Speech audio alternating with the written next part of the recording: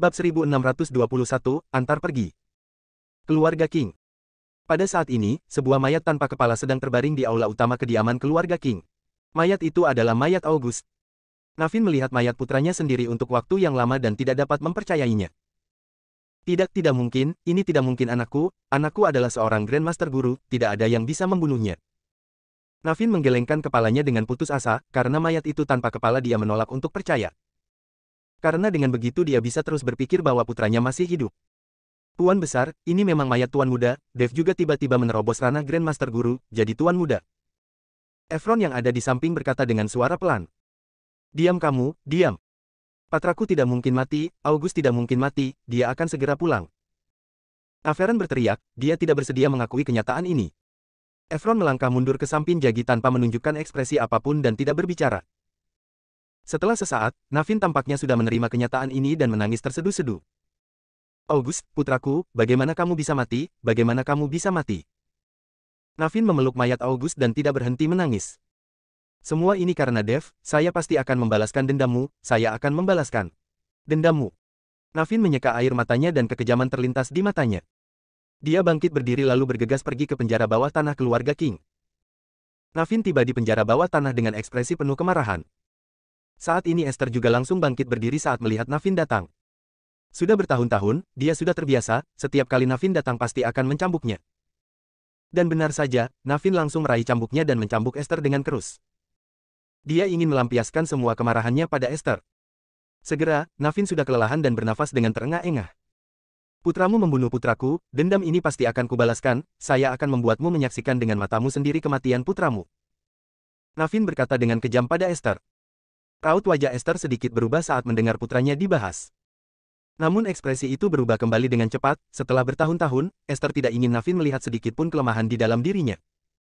Esther tahu jika dia menunjukkan kepeduliannya terhadap putranya maka itu akan membuat putranya dalam bahaya. Navin melihat ekspresi Esther yang tidak berubah, berjalan keluar dari penjara bawah tanah dengan jengkel. Tuan besar, ada yang memberitahu bahwa Dev sedang dalam perjalanan menuju keluarga King, dia seorang Grandmaster Guru, bagaimana kita harus menghadapinya?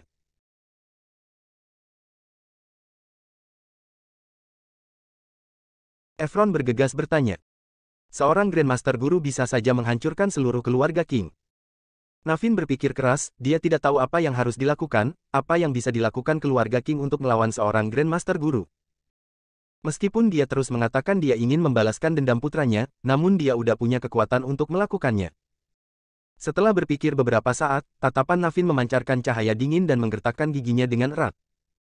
Efron, kamu kumpulkan semua orang di keluarga King dan persiapkan mereka untuk melawan Musuli. Navin memberi perintah pada Efron. Setelah Efron pergi, Navin lalu masuk ke dalam ruang kerjanya diam-diam.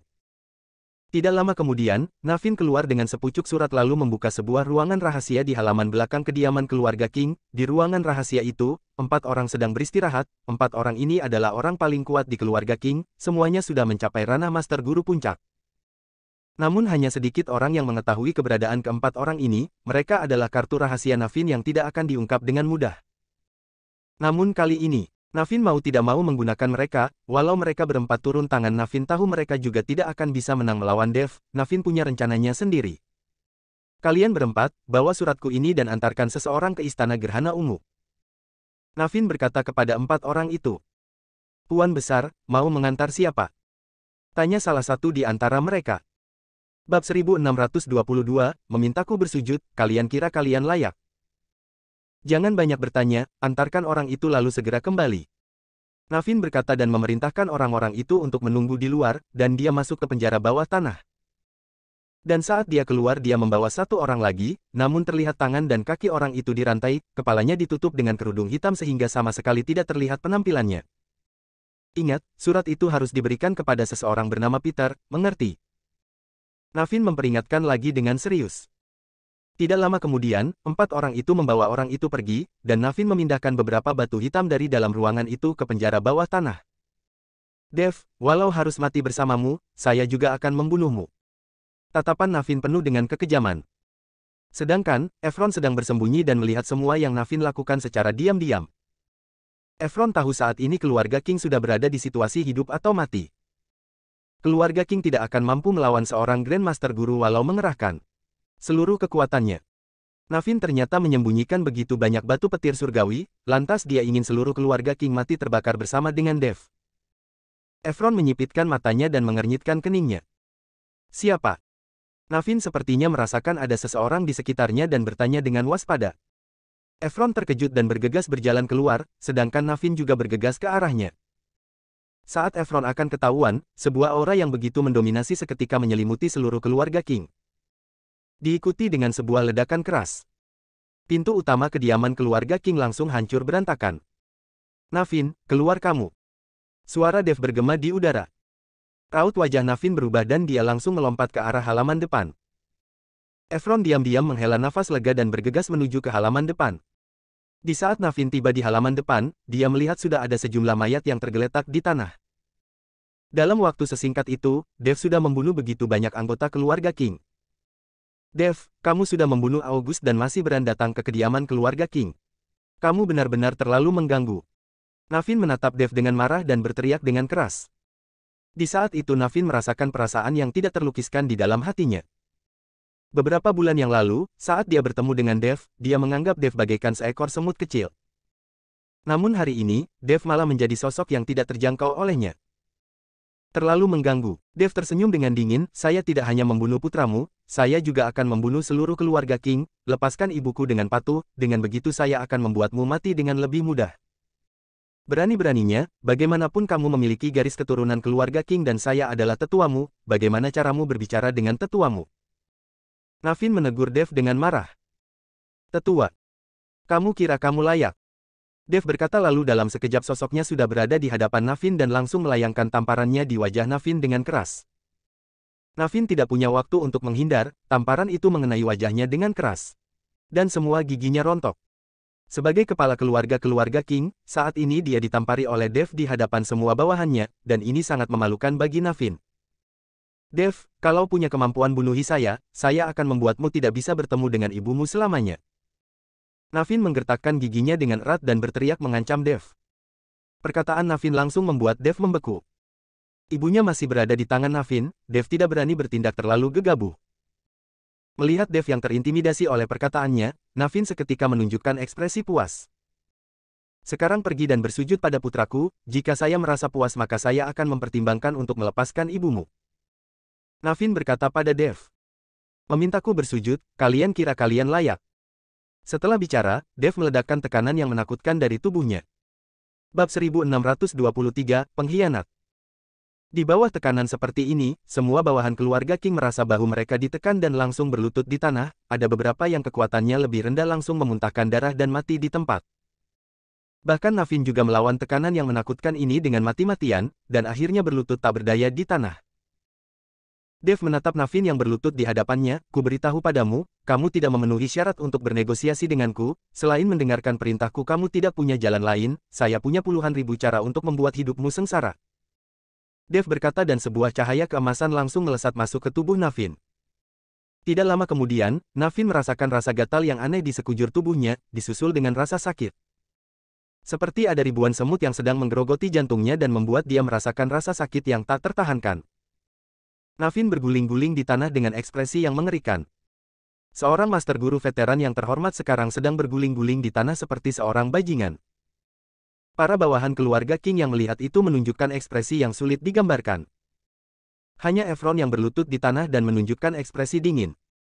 Baik, saya lepaskan, saya berjanji padamu akan melepaskan ibumu.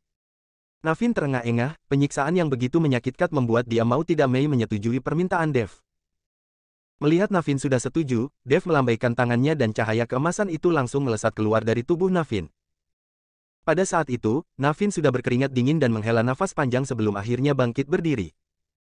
Bawa saya pergi ke sana. Dev berkata dengan dingin pada Navin.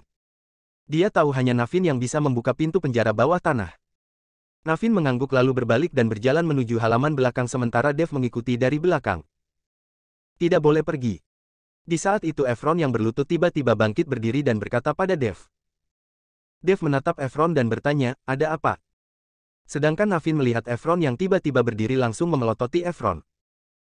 Dev, kamu tidak boleh pergi ke penjara bawah tanah, saat ini ibumu sudah tidak berada di penjara bawah tanah, dan di dalam sama dipenuhi dengan batu petir surgawi. Walau kamu adalah dewa penyelamat, saya rasa kamu juga pasti akan hancur menjadi abu. Saat ini Navin berencana menggunakan seluruh keluarga King untuk mati bersamamu. Efron berkata pada Dev. Dev terkejut dan menoleh menatap Navin. Navin hampir menjadi gila dan berteriak keras, Efron, brengsek, omong kosong apa yang kamu bicarakan? Saya akan membunuhmu. Navin sama sekali tidak menyangka, Efron yang selama ini sangat setia kepadanya akan mengatakan hal ini di saat seperti ini. Navin seketika menyerang Efron dengan serangan mematikan, karena bagaimanapun Navin adalah master guru veteran, walau dia tidak bisa menang melawan Dev, tapi untuk melawan Efron hanya masalah satu tamparan santai.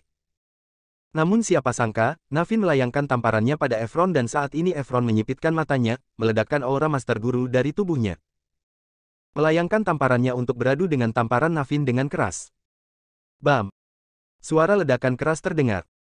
Tubuh Navin tersentak dan mundur beberapa langkah, sedangkan Efron hanya mundur satu langkah dan berhasil menstabilkan dirinya. Perubahan yang mendadak ini membuat semua orang tercengang. Dev juga mengernyitkan keningnya, dia tidak menyangka kekuatan Efron begitu tinggi.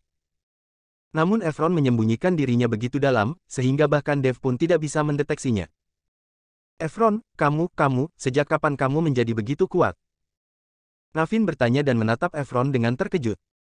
Walaupun saya garis keturunan tidak langsung keluarga King, tapi saya tetaplah keturunan keluarga King, saya akan selalu setia pada keluarga King. Sudah bertahun-tahun, kamu sebagai kepala keluarga King hanya memberikan sumber daya yang terbaik untuk putramu, dan kami tidak pernah mendapatkan apapun.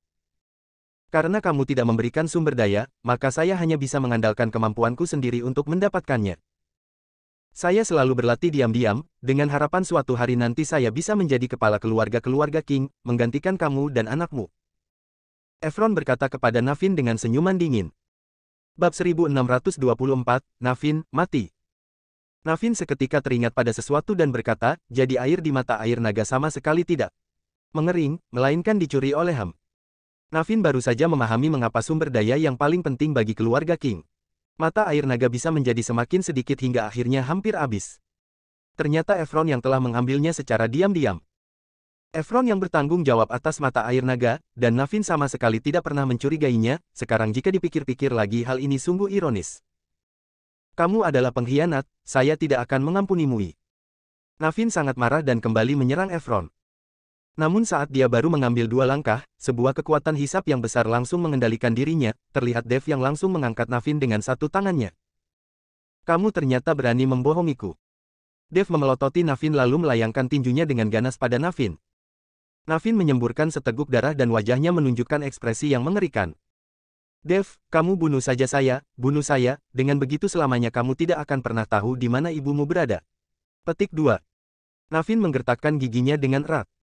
Katakan, di mana kamu menyembunyikan ibuku? Dev mencengkeram kerah baju Navin dan tidak berhenti mengguncangnya sambil berteriak. Haha, saya tidak akan memberitahumu, saya akan membuat kalian tidak bisa bertemu selamanya. Navin tertawa terbahak-bahak. Ah! Dev seolah menggila dan menghantamkan tinjunya ke arah Navin dengan kern. Pukulan demi pukulan, setiap pukulannya begitu tepat sasaran. Wajah Navin berubah bentuk akibat pukulan-pukulan itu tapi dia tetap tidak mengatakan apapun.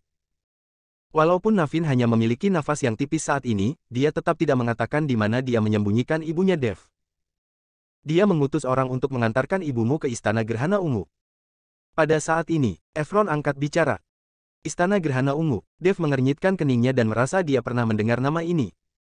Sepertinya Istana Gerhana Ungu ini adalah pihak yang ingin melamar ibunya saat itu, lalu ibunya memilih melarikan diri dari pernikahan dan akhirnya diburu oleh orang-orang Istana Gerhana Ungu.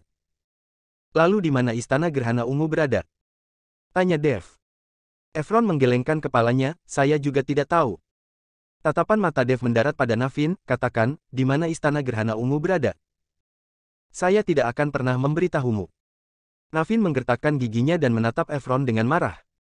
Tidak perlu bertanya padanya, dia mengutus 4 orang itu pergi, pada saatnya mereka kembali, kita bisa bertanya pada mereka.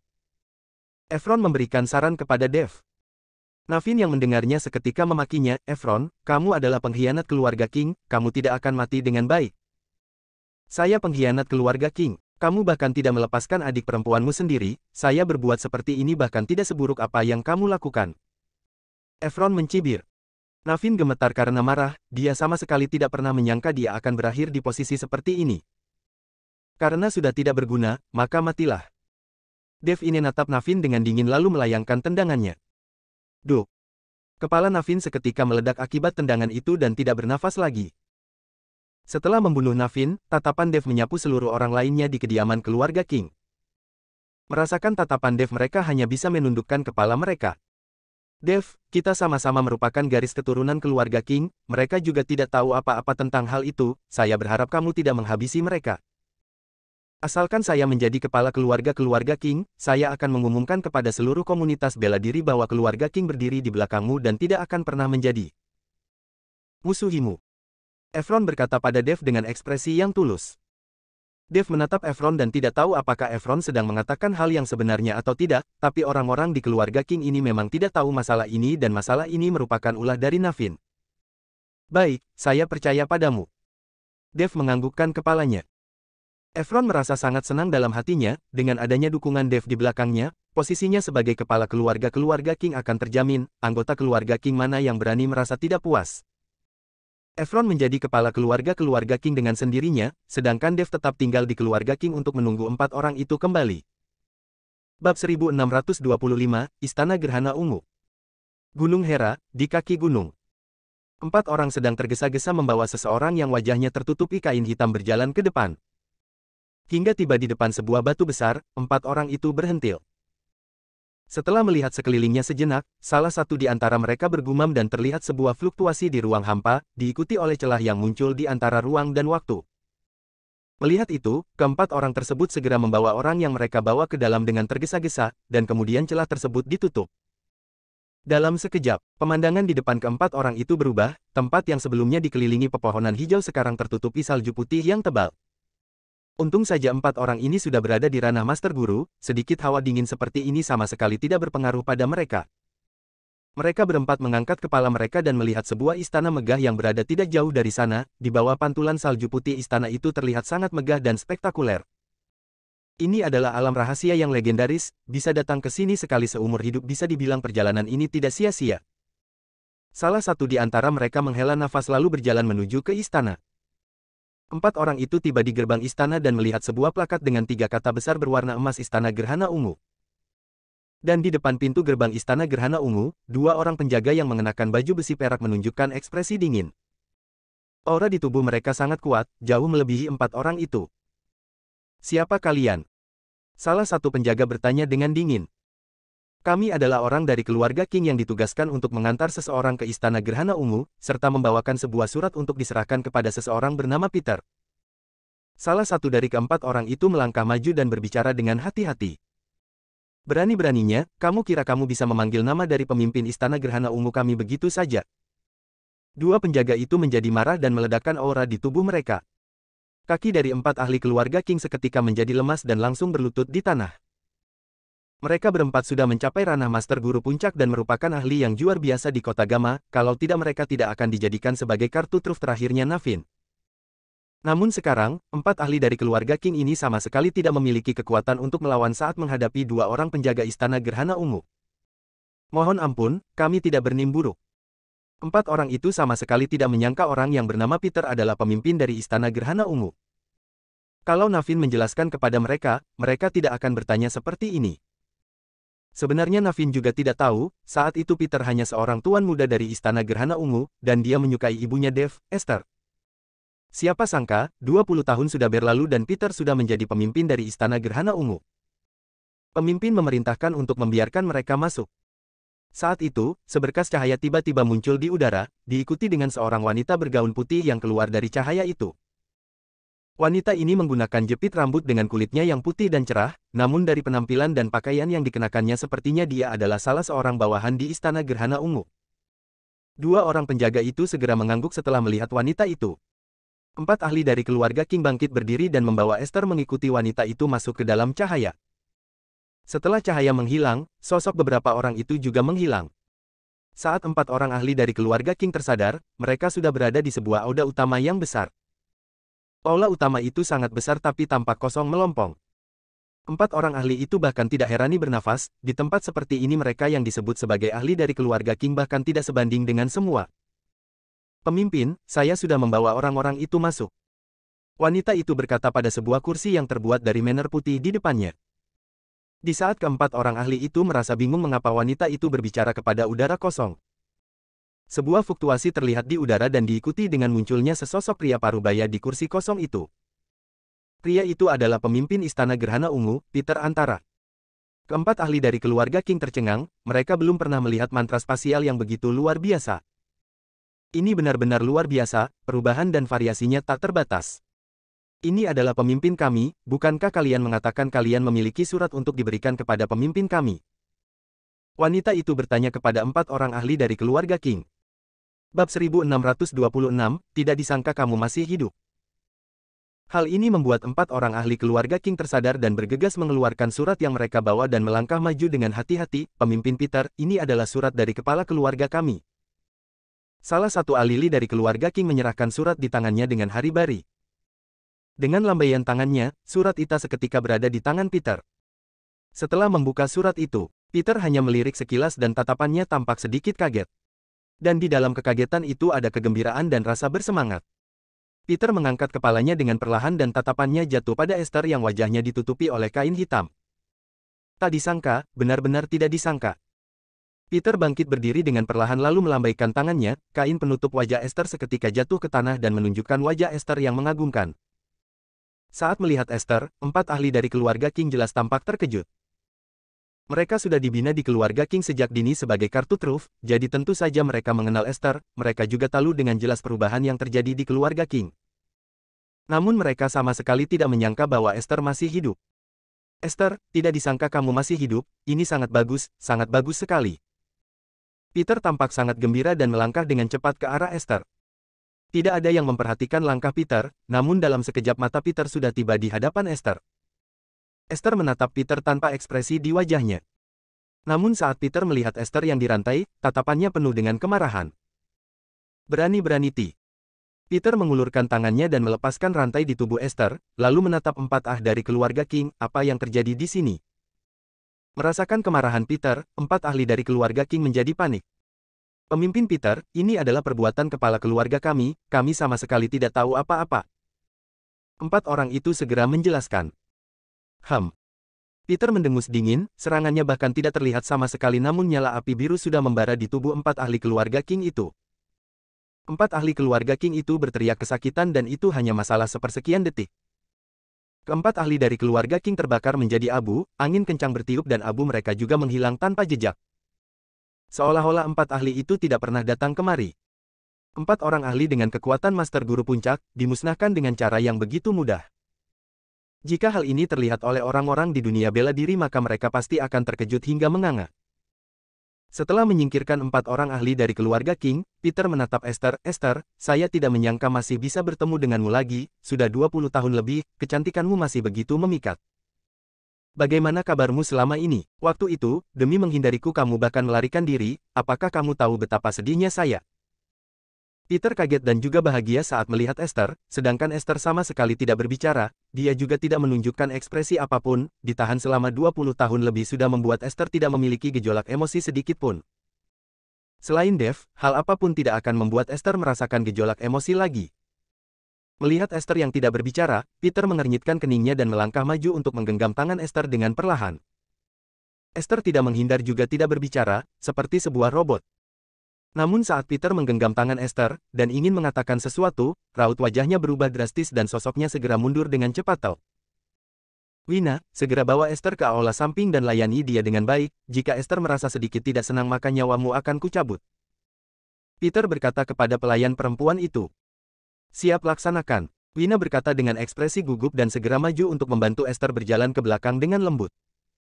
Oh iya, jangan sampai Nyonya tahu hal ini. Peter memberi peringatan. Siap laksanakan, Wina memapa Esther pergi.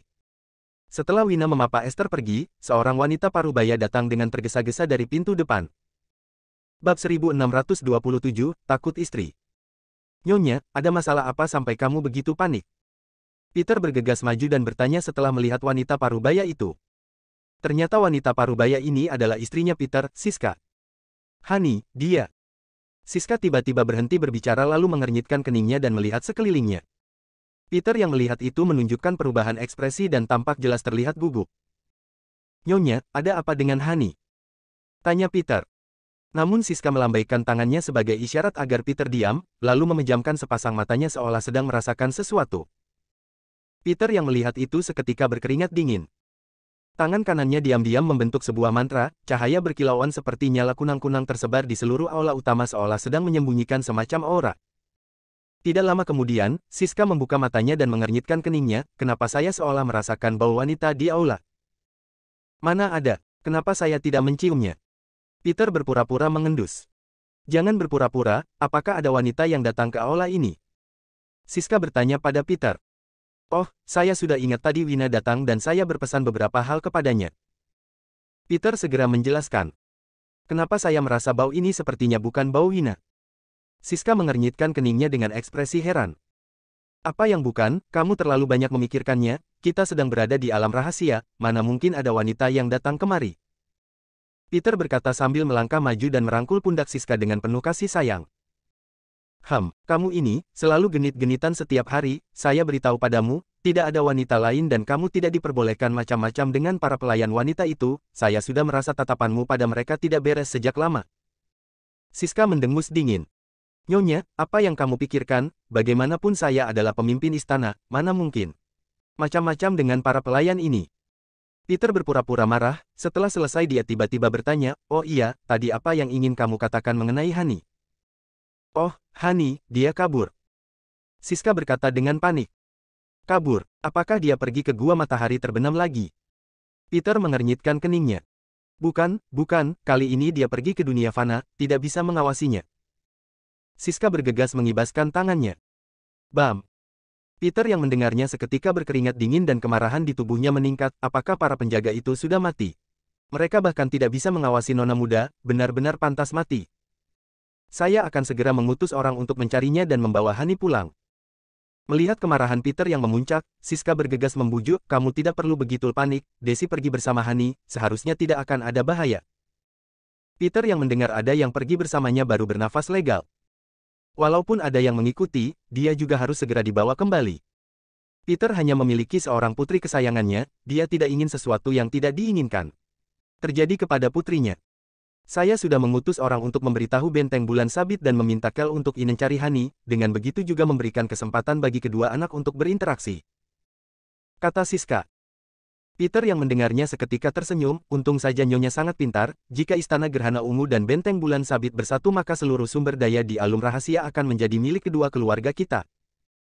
Alam rahasia tempat Peter dan yang lainnya berada sangat luas, ada banyak klan dan keluarga di dalamnya, demi memperebutkan sumber daya, keluarga-keluarga di alam rahasia juga akan bertarung.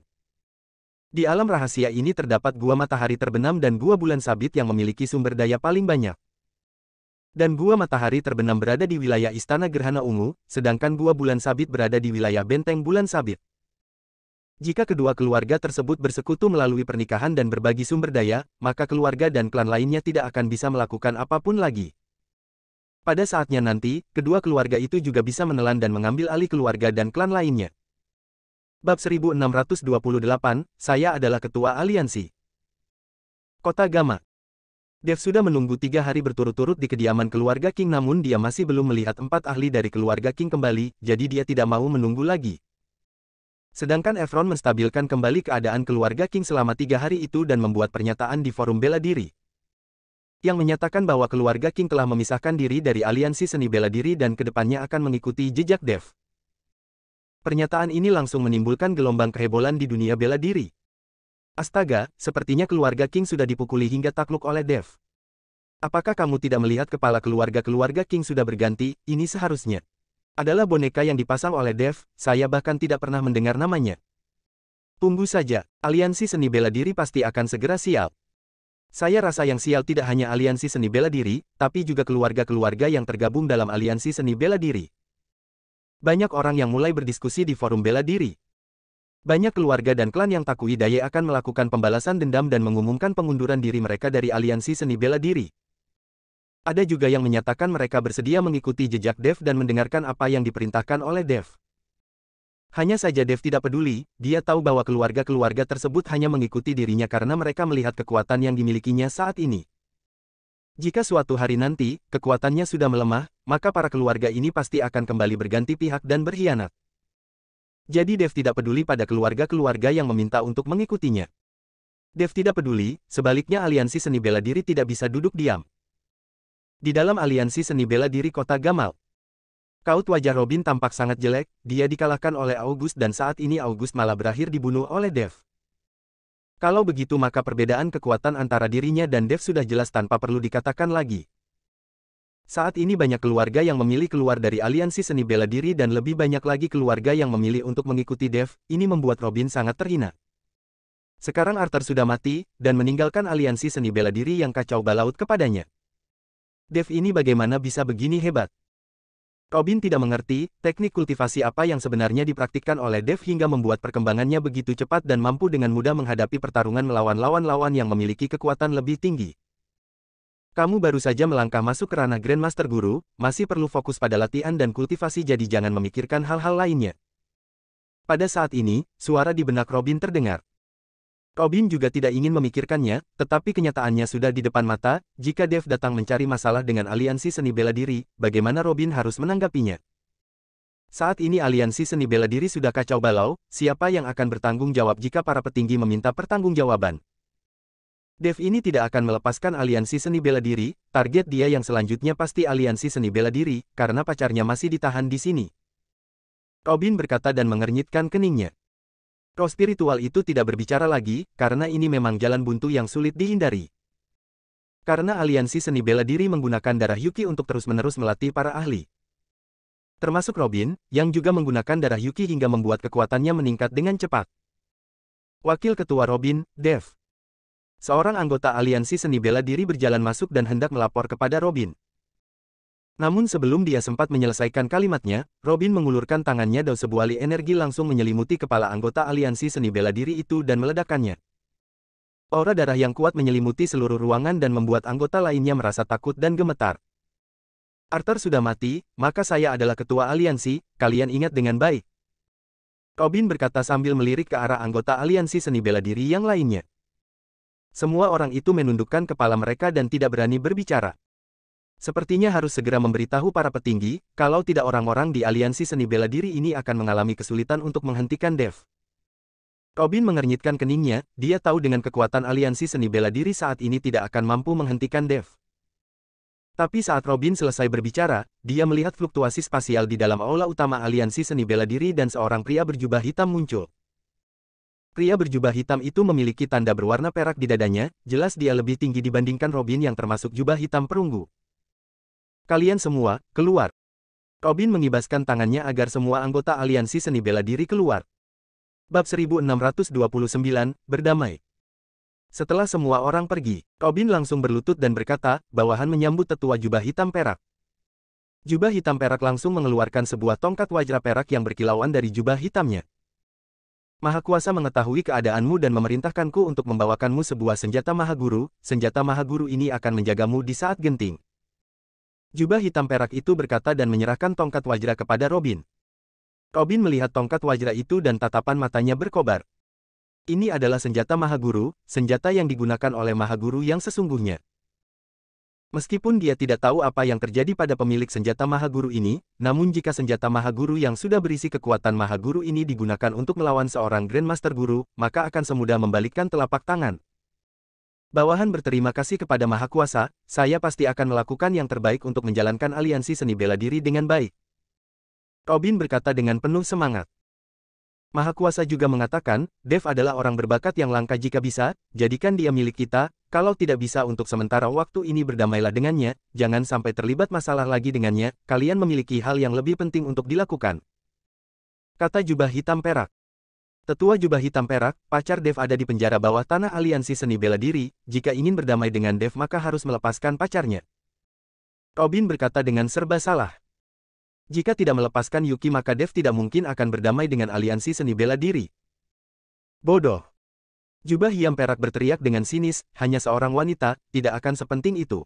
Sekarang aliansi seni bela diri memiliki begitu banyak sumber daya di tangan, cukup janjikan beberapa kepada Dev, dihadapkan dengan wanita dan sumber daya, saya percaya semua kultivator akan memilih sumber daya. Saya mengerti. Robin mengangguk, dia tahu apa akibatnya jika meminat seorang tetua jubah hitam perak kesal. Kepulan kabut hitam membumbung tinggi dan sosok jubah hitam perak itu menghilang dalam sekejap. Robin bangkit berdiri dengan tongkat wajra di tangannya, tatapannya penuh dengan semangat membara. Dengan adanya tongkat wajra, Robin tidak ingin berdamai dengan Dev. Dia ingin membunuh Dev dan membalaskan dendam ayahnya, membalaskan dendam seluruh keluarga Harman. Di saat pikiran ingin membunuh Dev muncul di benak Robin, roh spiritual yang ada di dalam tubuhnya angkat bicara, sebaiknya kamu mengikuti kehendak Maha Kuasa, jika tidak, kita akan mati dengan cara yang mengerikan. Perkataan roh spiritual itu seketika menekan niat Robin untuk membalas dendam. Seseorang. Robin berteriak keluar. Ketua Robin, apakah ada yang ingin kamu perintahkan? Seorang anggota aliansi seni bela diri bertanya. Anggota ini hampir saja salah menyapa dan kehilangan nyawanya. Kamu pergi cari Dev dan sampaikan kepadanya, saya ingin mengundangnya untuk berkumpul di aliansi seni bela diri dan membicarakan sesuatu dengannya. Robin menginstruksikan.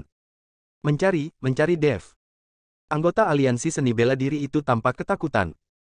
Mereka semua tentu tahu kekuatan Dev saat ini, dan Dev juga sangat membenci aliansi seni bela diri. Jika anggota aliansi seni bela diri mengantarkan diri ke hadapannya, bukankah itu sama saja dengan cari mati? Apa kau tidak mendengarnya? Melihat ekspresi ketakutan dari anggota aliansi seni bela diri, Robin mengernyitkan keningnya. Siap laksanakan. Anggota aliansi seni bela diri itu bergegas keluar. Sedangkan Robin menghela nafasnya, tidak disangka, Dev akan memberikan tekanan sebesar ini pada aliansi seni bela diri. Dengan adanya senjata Maha Guru, kamu juga tidak perlu takut, bicarakan dengan baik. Roh spiritual itu berkata dengan ringan. Saya hanya takut Dev ini tidak tahu bersyukur, orang ini sangat ens. Bukannya Robin tidak ingin berbicara, jika benar-benar bisa berdamai, maka dia akan mempunyai kesempatan untuk berlatih dengan tenang. Pada saatnya nanti, setelah kekuatannya cukup kuat, dia juga tidak perlu takut tidak bisa membalaskan dendamnya pada Dev, bukan? Saat kamu mencoba berdamai dengannya, kamu keluarkan saja senjata Maha Guru, agar dia dapat melihat ancaman dan ini akan jauh lebih mudah. Roh spiritual memberikan ide kepada Robin. Benar juga. Robin mengangguk.